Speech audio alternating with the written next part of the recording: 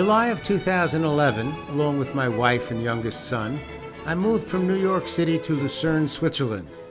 It was precisely 100 years earlier that my grandmother had moved from Europe to the United States. And since she had come by ship, I thought I should return by ship. The accommodations were somewhat different, but after all, it's the thought that counts. More and more of my work was based in Europe, and we thought it would be easier to live in the center of Europe for a few years than the center of Manhattan. We were producing the Travels and Traditions series, which deals with history, culture, and gastronomy, and most of the cities we covered were in Europe. I was hosting a group of river cruises to help raise funds for the PBS stations, and all the ships sailed on the great rivers of Europe. In addition, we were beginning to develop a series called Art Cops, designed to help recover missing works of art. And once again, much of the work was in Europe. We knew that it would make sense to live in Europe for a few years, but we didn't know where. We looked at almost every country in Europe and every major city in each country. Luzern in Switzerland appeared to have a lot to offer.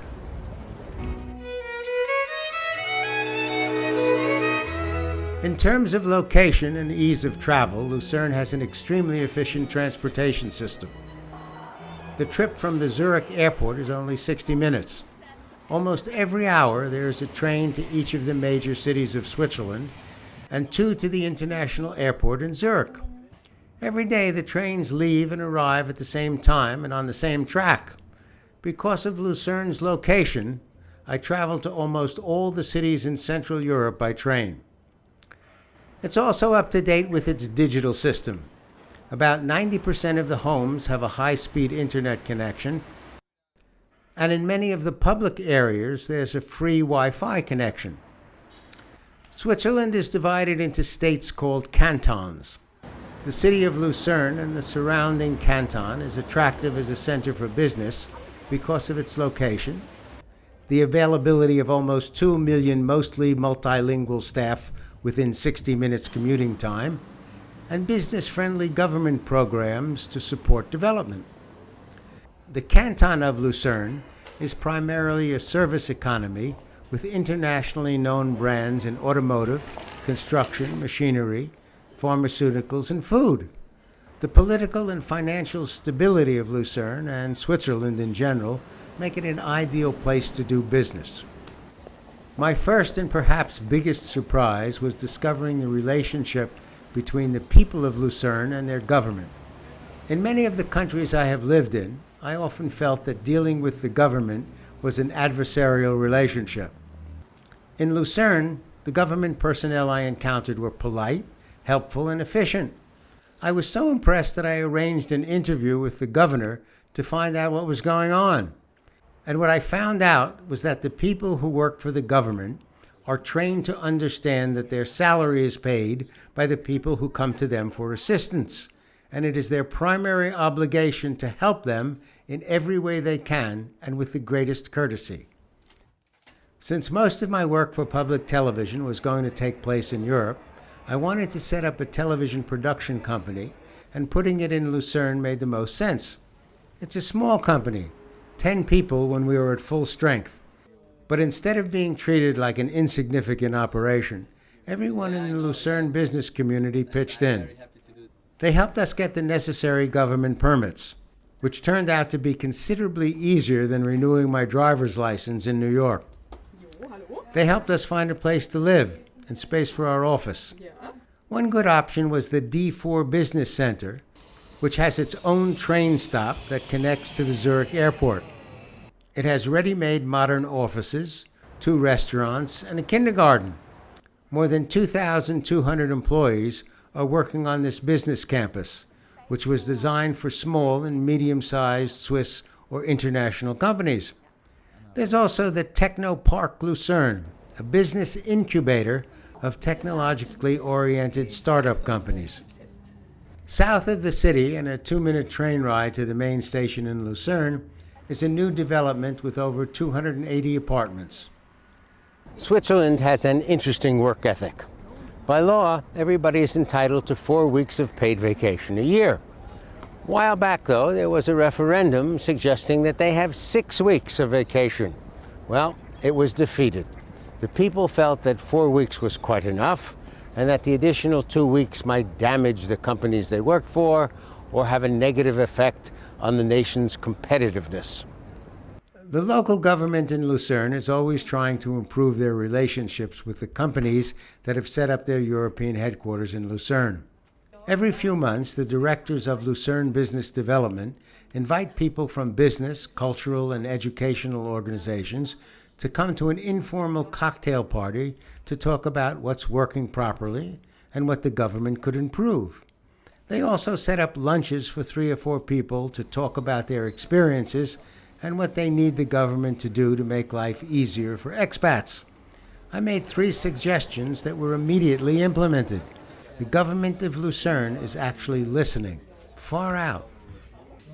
In many ways, Luzern is one of the most business-friendly cantons. There's a combination of market access, modern infrastructure, an efficient talent pool, and lower operating costs. There's also a competitive real estate market. In fact, I am also somewhat puzzled by my local bank. There are 2 living human beings who answer the phone in Luzern and know my name and my wife's name and my son's name. Almost all of our dealings with the bank are by email and telephone. But when we do visit the bank, it is usually as a family, and they remember my son's preference for non-carbonated apple juice as opposed to carbonated apple juice, which keeps him occupied during the visit. And I am probably one of their smallest accounts.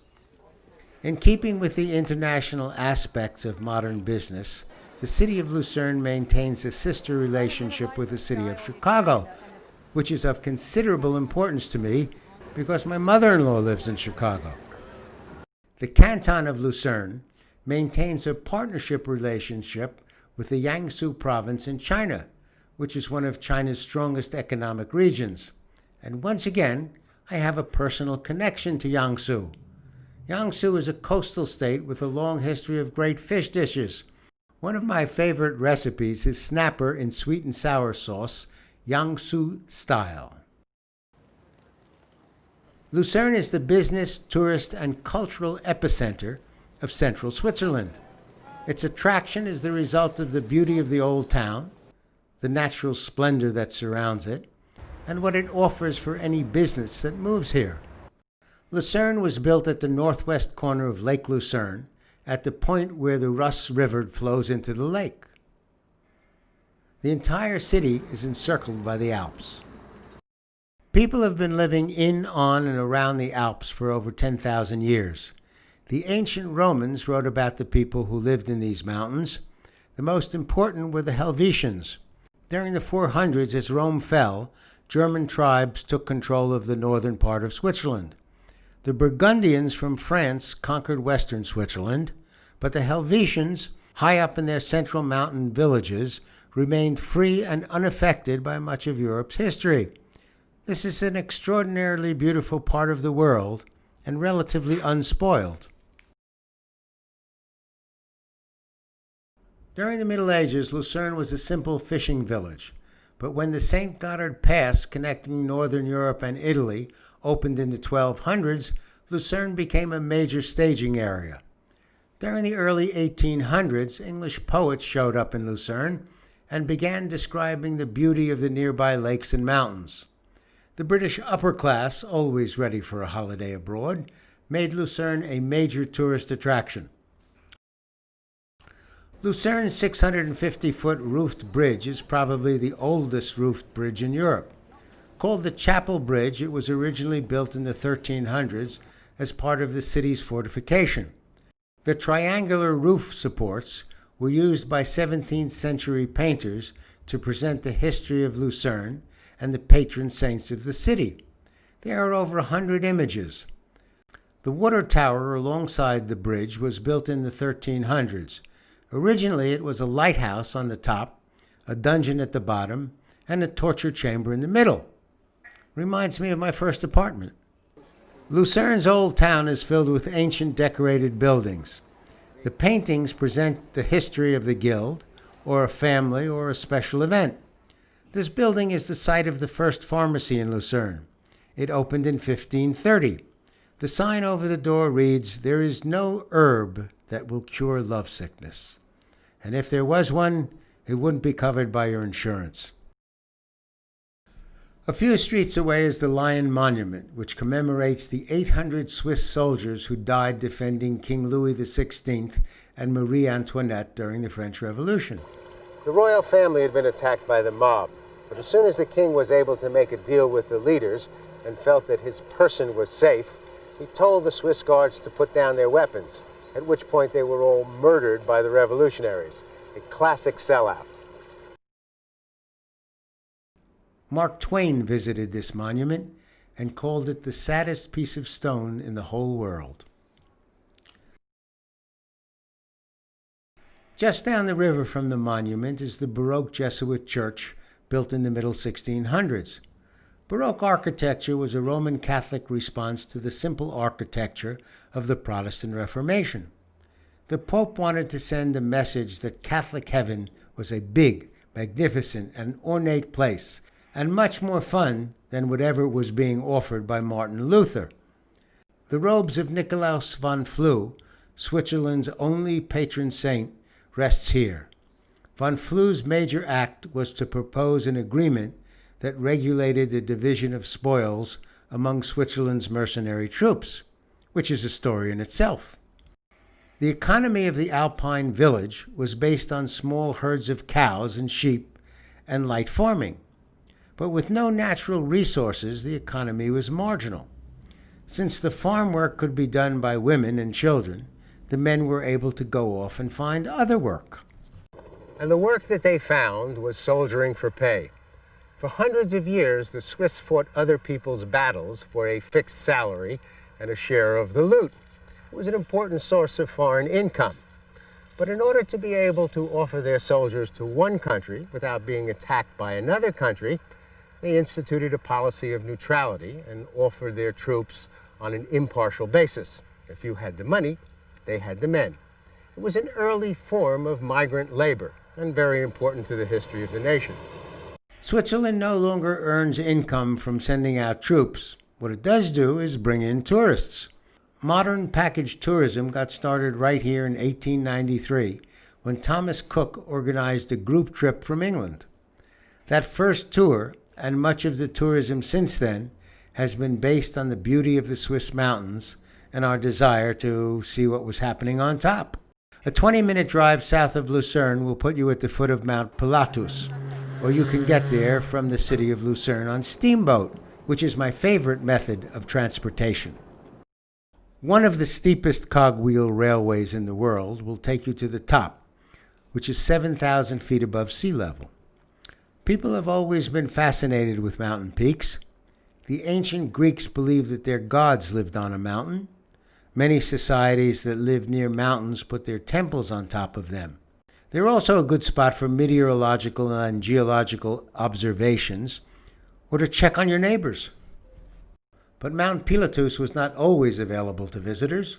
For centuries, local residents believed that the mountain was inhabited by dragons, and if you disturbed them, they would send down storms and great floods. In 1585, a parish priest from Luzern and a courageous group of parishioners ascended Mount Pilatus and challenged every lake and cave where the dragons were thought to dwell. The priest returned to Luzern and announced that the spell had been broken.